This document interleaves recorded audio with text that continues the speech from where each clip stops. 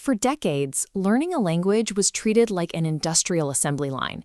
You sat in a booth, memorized vocabulary, and waited for an expert to feed you the next perfectly calibrated piece of input. Today, that rigid system is shattering. Modern learners navigate unpredictable digital landscapes filled with AI agents and global networks, environments where a preset conveyor belt can no longer keep up. Applied linguist Quang N Nguyen argues we need an ecological lens to understand these open networks. He calls it affordance theory.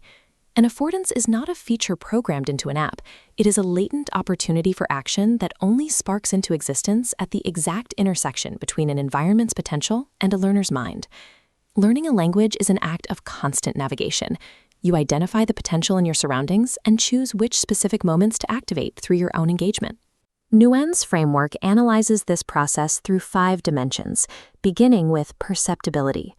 A technology-rich classroom might offer infinite resources, but if a student cannot detect the cues that a learning opportunity is present, that resource remains functionally dead.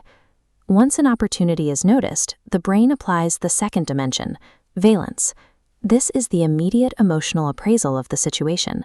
The mind immediately calculates, viewing the opportunity as a supportive invitation to grow or a social risk to avoid.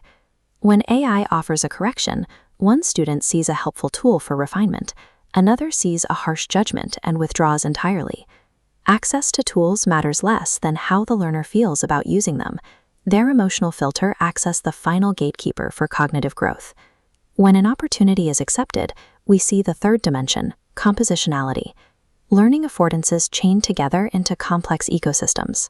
A peer review session only works when combining a digital platform with time and a foundation of mutual trust. These complex systems are governed by the fourth dimension, normativity. These are the social expectations and cultural rules that dictate which actions are considered appropriate or legitimate. A student might perceive an opportunity to debate with an AI, but they will hesitate if their cultural background frames questioning authority as a taboo. Technological potential fails when it collides with the invisible cultural borders of a learner's lived reality. The final dimension that drives the system is intentionality. There is a vast difference between an accidental encounter with a phrase and a deliberate, goal-oriented pursuit of meaning. Operating with high intentionality transforms the student.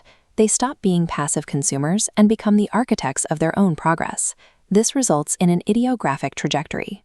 Even when given the same tools, different learners forge unique, branching pathways based on their specific goals and experiences.